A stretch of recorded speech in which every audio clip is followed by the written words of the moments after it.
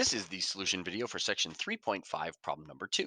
All right, so the problem says to find dy dx. All right, and so to do that, I'm going to take the derivative with respect to x of each side of the equation. So 2x cubed plus x squared y plus y cubed, right? We're taking the derivative with respect to x, and then we're also taking the derivative with respect to x of the other side. All right, so now derivative with respect to x. All right, so what is the derivative of 2x cubed? Well, that would be 6x squared times the derivative of x, but remember that's really just dx, right? Which is just 1, right? We want to remember that.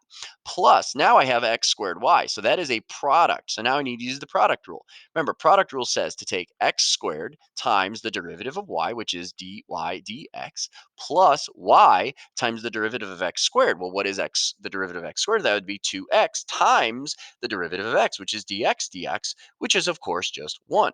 All right. That's the product rule. Then plus now the derivative of y cubed, so that is 3y squared, but then times dy dx, and then all equals the derivative of 1. Remember, the derivative of any constant is 0, regardless of which variable you're giving respect to.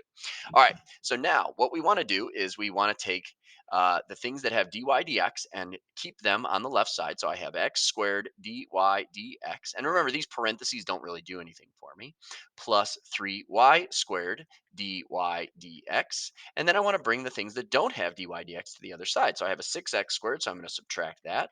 And then I have a, let's see, a 2xy, so I'm going to subtract that.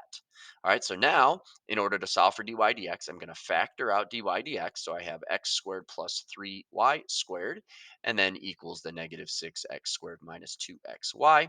All right, and now in order to solve for dy dx, I'm going to divide by x squared plus 3y squared. So negative 6x squared plus, sorry, minus 2xy, all divided by x squared plus 3y squared.